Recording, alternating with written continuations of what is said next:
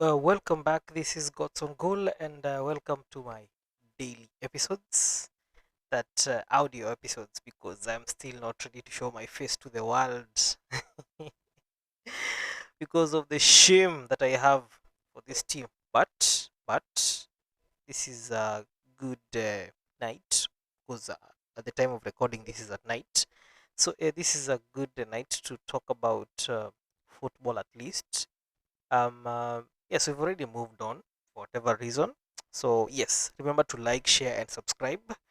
And today we're going to talk about football in general and Arsenal, of course, and what I expect of the season and what exactly happened in the other league fixtures. And I think that is also important to consider, because um there were league games that were played over the week from Friday through Saturday and Sunday, apart from the final, which I talked about on my previous episode. And I shared my feelings, and I was okay with the result at some point, because there wasn't really anyone per se to blame. Let's just say we didn't create enough chances, we didn't score enough goals, and Man City was the better team, and they deserved to win. And that's it. And if I was asked if there was, between the four trophies that we were, fighting for, and especially rival fans were talking about the quadruple, those four trophies that we were fighting for, and we were still in the competition, I'd still prefer to lose, the Carabao Cup, because it's just the Carabao Cup at this point. Of course, we haven't won it for more than 30 years. We'll get our chances. We reached the semi final last season. We've reached the final this season. We didn't win. So hopefully next season, we can be able to get a chance to reach the final and actually win it. That's if we get to the final. But all in all, decent results. They got their day in the sun, and we live with it. And now, after the international break, right now, because I've seen so many reports about players who have withdrawn from their national teams. That includes Saliba, Gabriel, Eze, Trossard. You know, they have withdrawn from their national teams, and they won't be playing. So that's kind of a good rest for the next 2 weeks, because they've played so many games, and we are left with roughly, if we're going to go all the way in the other two competitions, that is the FA Cup and the Champions League. We have roughly, I think, there is 7 in the league, and then the Champions League there is 2 in the quarterfinal, that is 9, 2 in the semi-final, that is 11, and the final, that is 12.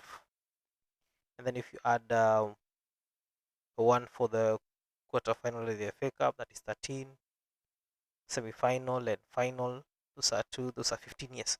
So whatever is left of the season, if we go ahead in all competitions, we are left with roughly 15 games.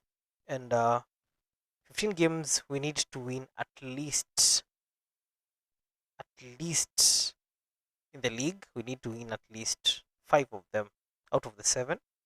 We need to win at least 5. We can say maybe in the Man City game, we can be able to get a draw. That's okay. And yeah, maybe just win the league with maybe 1 or 2 games to go. Still we have a 9-point gap. As much as Man City have a game in hand, points on board, I think, are the most important metric to use at this point. So yeah, that is all you can wait for. And just to talk about the results that happened over the weekend, these guys, they have been chatting nonsense for the whole week, about how their team was in a title race. And the team that I'm actually talking about, and if it is Manchester United. They played on Friday versus Bournemouth. It ended up as a 2-2 draw, and Maguire was red carded. They also said that they were robbed in that specific game, that they were supposed to, get 3 points, which unfortunately I don't think they deserved it. And yeah, they drew. They're still third on the table, because the teams that are below them, Aston Villa, Liverpool, Chelsea, aren't really performing to the main standard. So they drew 2-2 with Bournemouth. doesn't really dent their top four credentials, but they're still in and about. And I think they'll also make it to the Champions League next season because they play one game at least a month, and so yeah, they don't play much, so they definitely win. The only conversion that came out of that game was Bruno Fernandes to win the play of the season, just because more or less is almost beating the assist record, which stands as 20, where Henry has the record and Kevin De Bruyne. So that's that. They drew a game 2-2. Yeah, that was at least a good hate watch. And now coming to Saturday, the early kickoff, I watched that game, the whole 90 minutes, and I enjoyed every single bit of it. As I was preparing now for the final, I was excited because seeing these teams drop points, seeing them lose, it was fun. It was really good. So yes, Liverpool lost the early kickoff versus Brighton 2-1. Goals from Welbeck and one from for what's his name, Kekes, Milos Kekes. And yeah, Liverpool look like they're still in fifth place. They don't look like they're going to lose the Champions League spot, because Chelsea, on the other hand, aren't really playing very well that specific day. They played at night on when on the same Saturday, and they lost to Everton 3-0. And on average, over the past, I think the past 3 game weeks, that includes the league and the Champions League, they lost to an average of 12 goals to 2. And Liam Rosinia is not looking like a coach ready to, lead Chelsea to where they think they belong. He isn't. They are actually blaming him, saying that he isn't really good enough. He isn't equipped to coach Chelsea. He doesn't deserve the job, yada yada, and all that. But that's who exactly they chose. Losing Maresca mid-season just because he had a poor month, especially in December. Just because he had a poor month and he was looking like he was having problems with the backroom staff, or maybe the board members. Maybe he was promised some to buy some players. He never got them, because Chelsea keep on buying players every single. And I'm pretty sure, even if you check, I'm pretty sure there are players who are signed, or rather they are contracted to Chelsea. They will join them at the end of this season. So I don't know whether they will play, because here's the thing. For example, they have a midfield of Enzo Fernandez, they have Caicedo, and also they have Palma. One of those players, if not two, will not be there next season. And I don't think, for example, a player like Enzo Fernandez would like to not play in the Champions League. They would love to, work their socks off and get into a Champions League spot. If Chelsea finish outside the Champions League spot, which is a top five finish, then that would be, embarrassing for him, and it would actually mean that he has to move. Caicedo, I think, is still there, will be playing unless a good bid comes from for Cole Palmer. I don't think they can be able to sell him. But majority of these players, they joined Chelsea because they knew they can be able to compete in for winning trophies, and getting to be in a title race, in playing in the Champions League. I mean, there's a lot that Chelsea can offer. So majority of these players, I don't think they will survive their next season, because if they continue losing like this, it's going to be long. And if you check their next game after the international break, apart from the FA Cup, they'll be playing Manchester City, who are galvanized, and they look like they will try to, cut that 9 point deficit. That's just about it with Chelsea. They can continue suffering after losing to PSG. I don't think they lose to Port Vale in the quarterfinal of the FA Cup. So that's like one foot next to the semi-finals. And I hope we actually face them again. We would eliminate them again and get to the final. We are facing Southampton after the international break. So that is what we expect. That is it basically about Chelsea. The other games that were played later on, the following day, the same day, Fulham won 3-1 versus Burnley, and Leeds. Oh, and speaking of Burnley and Wolves look like they're going to be relegated. I don't think they'll be able to, you know, rack up those points, especially with the games coming in thick and fast. They're facing big teams in between, so big teams who are chasing European places, and they're also chasing the title in itself. Because also Arsenal has to play Burnley at some point. Man City has to play Burnley. If you look at it from that perspective, yeah, Burnley seems like they're going to be relegated again. Too bad for them. Leeds, on the other hand, gained another point versus Brentford. It was a nil-nil draw. They won. They basically won a point, and they got up to, I think, 14th. If yeah, I think 14th place. Yes, just right above Spurs and Nottingham Forest and West Ham. So yes, those are the Saturday games. The other games on Sunday was the Tyne Derby, and Newcastle, my second favorite team, received a dagger from servant Brian Brobby.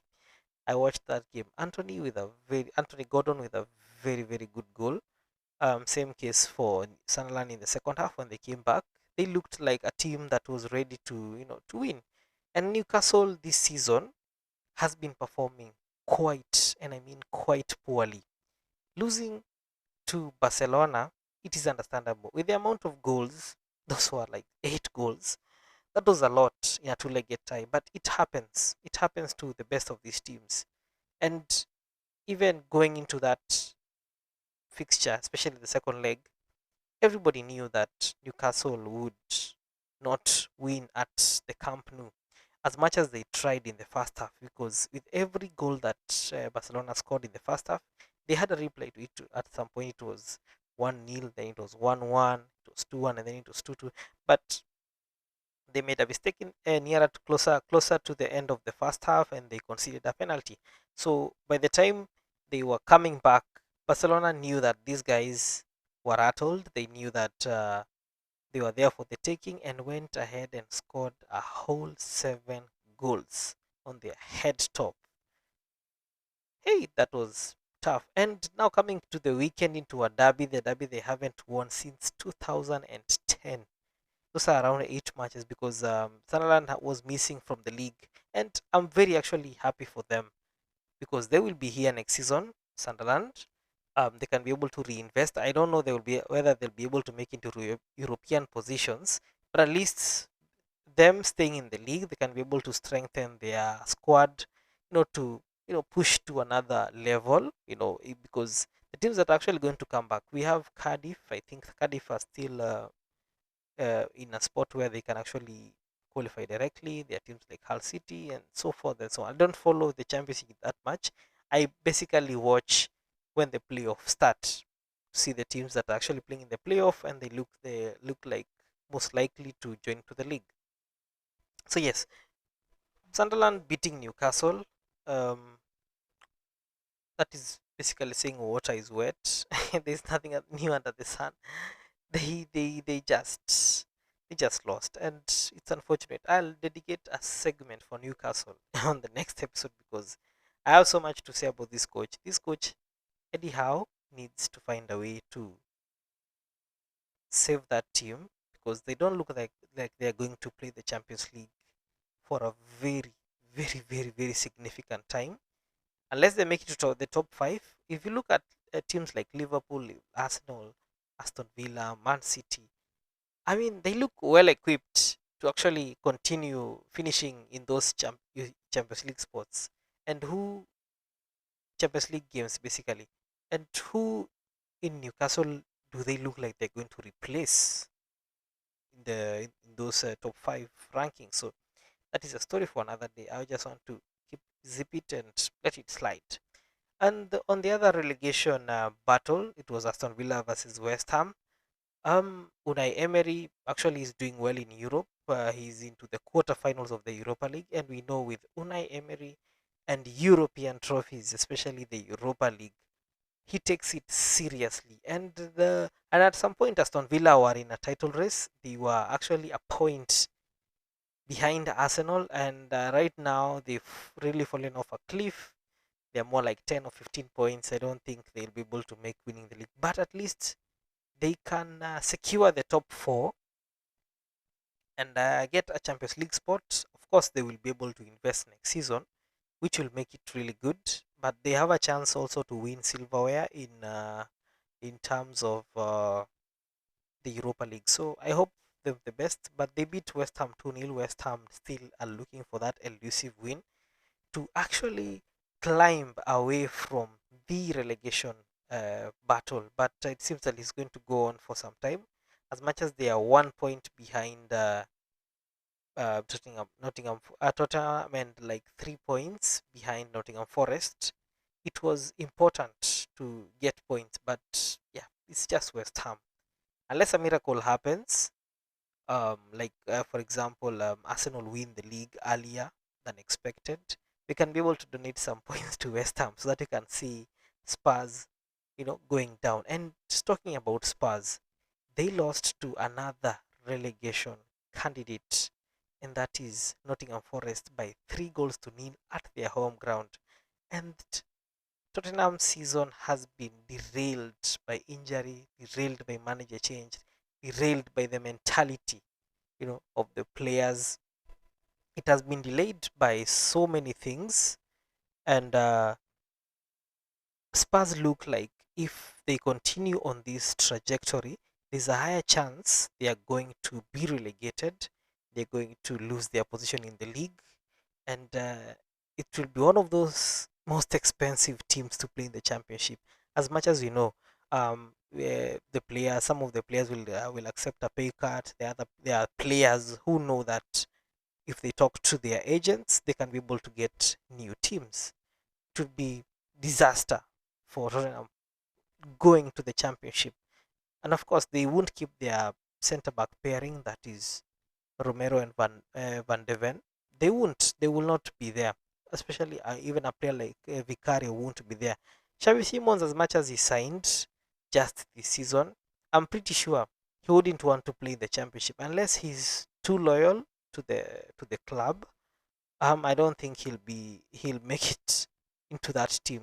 So Spurs need to find a way to avoid relegation. West Ham also needs to find a way to avoid relegation. It looks like it's just a London affair.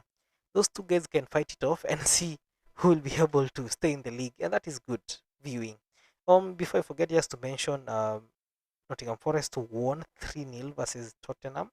They've won only 2 games at home this whole season. They did well in the Champions League, actually. They won versus Atletico Madrid in the second leg, but it wasn't enough to get them over the line. So, yeah, Nottingham Forest look good. They climbed at least away from the relegation side. They are, I think, they're in 16th place, just above Tottenham. So, which is good, which is amazing for them. Tottenham are 1 point away from the relegation zone. That is versus West Ham. So yes, we are looking at a good football that is going to come after the international break, and that is fine. That is fine. We'll wait for it. We'll see how it goes. But yeah, that is basically the EPL roundup, and after that, the international break, there is the FA Cup. After the FA Cup returns, the quarterfinals where Leeds will face West Ham, Arsenal will face Southampton, Man City will face Liverpool, and Chelsea will face Port Vale. And if you look at those games, the teams that are most likely to enter to the semis, that is Chelsea and Arsenal. Not to be arrogant or saying that Southampton isn't a good team, but they look most likely they will be odds favorite basically to be to the next round. Same case for Chelsea. It's Port Vale. If Port Vale they can beat Port Vale at the Stamford Bridge, yeah, those guys just need to sign their resignation slips and leave leave and fold the club. No, they have to find a way.